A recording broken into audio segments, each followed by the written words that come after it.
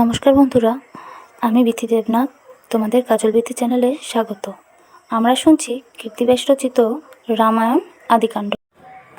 আগামী পর্বে আমরা শুনেছি রাম নামে রত্নাকর দস্যুর পাপ ক্ষয়। আজ শুনব ব্রহ্মা কর্তৃক রত্নাকরের বাল্মীকি নাম এবং রামায়ণ রচনার বরদান।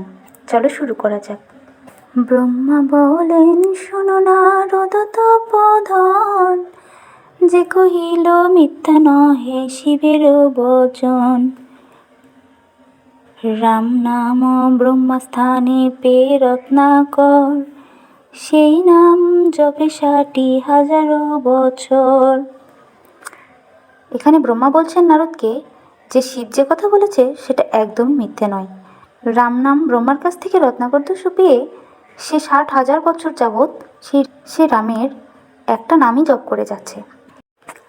এক নাম জপে এক আসনে এক স্থানে, সর্বাঙ্গ খাইল বাল্মীকির কীটগণে। মাংস খেয়ে পিণ্ড তার করিল শোষণ, হইল কণ্টক কুশ তাহার উপর।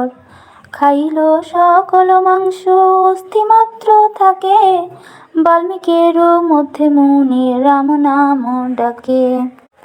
এখানে বলছে রত্নাকর দস্যু এক মনে এক স্থানে বসে রাম নাম জপ করে চলেছে। তার সম্পূর্ণ শরীর উইপোকায় খেয়ে বাসা বানিয়ে ফেলেছে এবং তার উপরে কাঁটাযুক্ত কুশ গাছেরও জন্ম হয়েছে, তবুও তার মধ্যে থেকে সে রাম নাম জপ করেই চলেছে।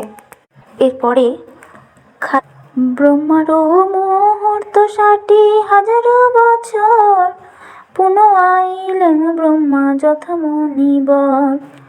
সেখানে আসিয়া ব্রহ্মা চতুর্দিকে যায়, মনুষ্য নাহিক কিন্তু রাম নাম হয়। রাম নাম শুনে মাত্র পিণ্ডের ভিতর, জানিল ইহার মধ্যে আছে মুনিবর।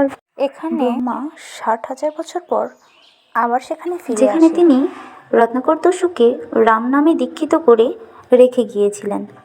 সেখানে আসার পর তিনি চারিদিকে কোনো মানুষ দেখতে পাননি, শুধু রাম নামের ধ্বনি শুনতে পেয়েছিলেন।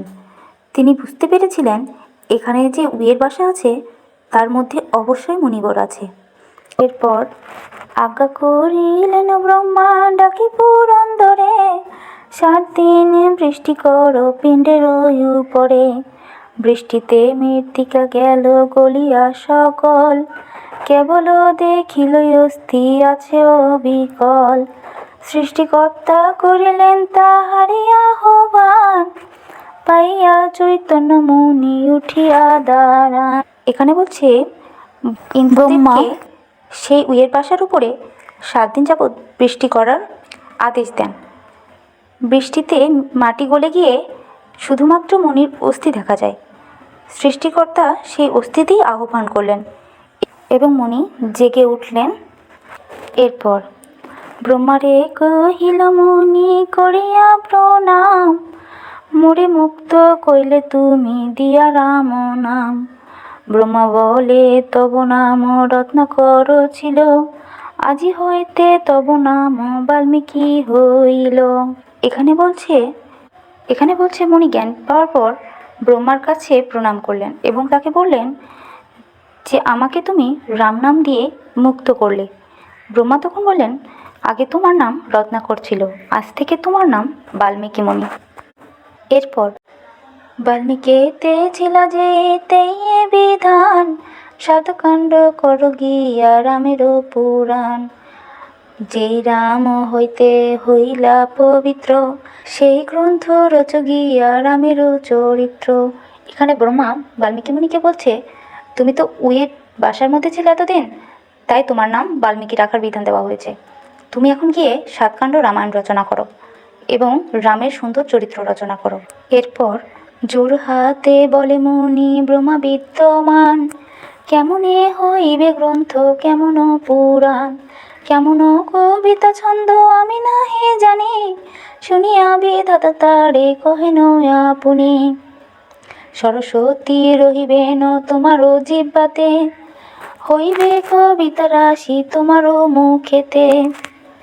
এখানে বাল্মীকি মুনি বলছেন, কেমন গ্রন্থ কেমন পুরাণ আমি রচনা করব, আমি তো কোনো ছন্দ বা কবিতা কিছুই জানি না। এই কথা শুনে ব্রহ্মা তারে বললেন, তোমার জিহ্বাতে সরস্বতী স্বয়ং বিরাজ করবেন এবং তোমার মুখ থেকে সর্বদা কবিতা রাশি নির্গত হবে। তারপর শ্লোক ছন্দে যে বা তুমি পুরাণে লিখিবে, জন্মিয়া সে সব কর্ম শ্রীরাম করিবে। এত বলি ব্রহ্মা গেল আপন ভুবন, আদিকাণ্ড গান কীর্তি ব্যাস বিচক্ষণ। এখানে ব্রহ্মা বলছে, ছন্দ আকারে তুমি যা পুরাণে লিখবে, জন্ম নেবার পরে শ্রীরাম সে কাজগুলোই করবে।